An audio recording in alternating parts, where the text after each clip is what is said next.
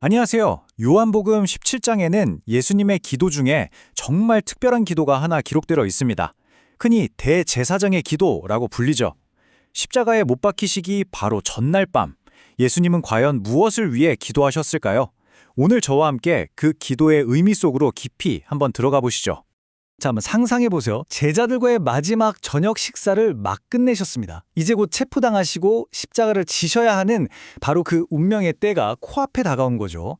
역사의 흐름이 바뀌는 정말 장엄하면서도 엄청나게 긴장되는 그 순간 예수님의 기도가 시작됩니다.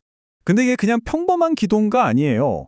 뭐랄까 예수님의 마지막 유언 같기도 하고 또 당신의 사명 전체를 요약해서 아버지께 드리는 최종 보고서 같은 느낌이거든요. 요한복음의 핵심 내용, 그러니까 영광, 영생, 제자들의 사명 같은 중요한 주제들이 이 기도 안에 전부 녹아 있습니다.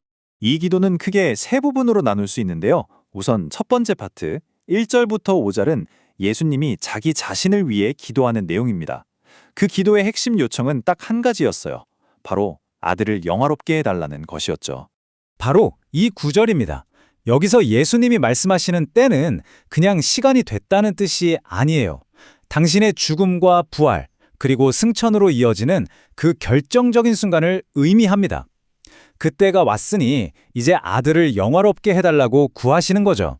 근데 진짜 중요한 건 아들의 영광이 곧 아버지의 영광으로 이어진다는 점이에요. 서로가 서로를 비추는 거죠. 여기서 말하는 영광은 우리가 보통 생각하는 명예나 칭찬 같은 거랑은 차원이 다릅니다. 이 땅에 인간의 몸으로 오시면서 잠시 내려놓으셨던 그 본래의 신적인 광채와 완전한 신성을 다시 회복하는 걸 의미해요. 그러니까 세상이 창조되기도 전에 아버지와 함께 누렸던 바로 그 영광으로 돌아가는 거죠. 그럼 그 영광을 어떻게 회복할 수 있을까요?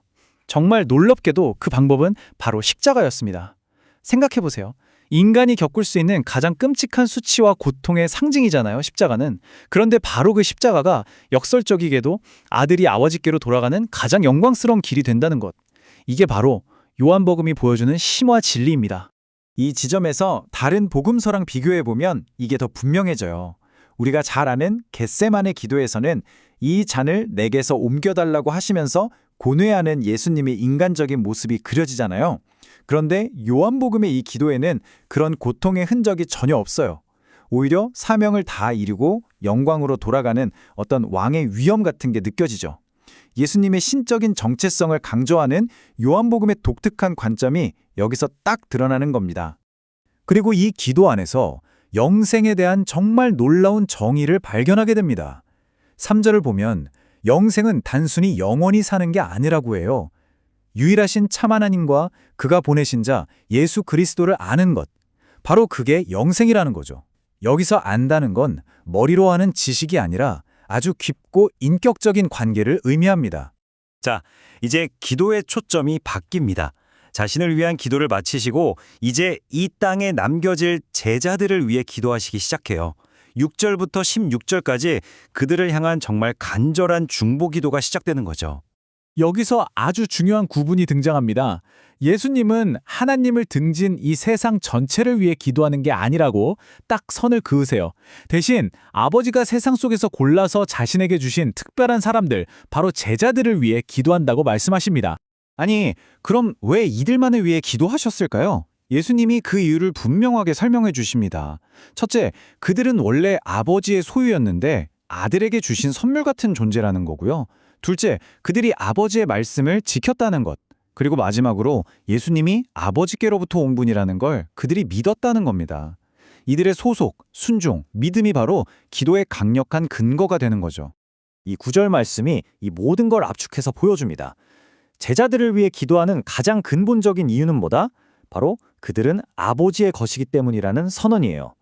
아들과 아버지 사이에 있는 이 특별한 소유의 관계가 흔들리지 않는 중보기도의 반석이 되어주는 겁니다. 자, 그렇다면 예수님은 이 제자들을 위해 구체적으로 무엇을 기도하셨을까요? 이 내용은 오늘날을 살아가는 우리 모두의 정체성과 사명이 무엇인지 알려주는 정말 중요한 열쇠가 됩니다. 가장 먼저 주목할 점은 좀 의외일 수 있는데요. 예수님이 제자들을 이 세상에서 그냥 데려가 달라고 기도하지 않으셨다는 거예요. 세상이 너무 힘들고 위험하니까 안전한 천국으로 빨리 데려가 주세요. 이런 식의 도피적인 기도가 아니었던 거죠. 오히려 그들은 사명을 위해 반드시 이 세상 속에 남아야만 했습니다. 바로 이겁니다. 이게 기도의 핵심이에요. 세상 밖으로 빼내달라는 게 아니라 세상 한복판에서 악에 빠지지 않도록 지켜달라는 기도. 악한 영향력 아래에 있는 이 세상 속에서 하나님의 특별한 보호하심으로 그들이 거룩하게 구별되기를 간구하신 겁니다. 왜 이런 특별한 보호가 필요했을까요? 그들의 소속이 바뀌었기 때문입니다. 더 이상 세상에 속한 사람이 아니라 하나님께 속한 사람이 되었거든요. 그러니 당연히 세상의 가치관을 따를 수가 없게 된 거죠. 예수님은 바로 그 이유 때문에 세상이 제자들을 미워하게 될 거라고 예고하십니다. 갈등은 피할 수 없는 현실이라는 거죠. 자, 그렇다면 2000년이 지난 이 기도가 지금을 사는 우리에겐 대체 어떤 의미가 있을까요? 이 기도가 우리에게 던지는 핵심 메시지들을 한번 정리해 보겠습니다. 첫째, 예수님의 궁극적인 사명은 십자가를 통해 아버지를 영화롭게 하는 것이었습니다. 둘째, 영생이란 끝없는 시간이 아니라 하나님과 인격적인 관계를 맺는 것 그 자체고요.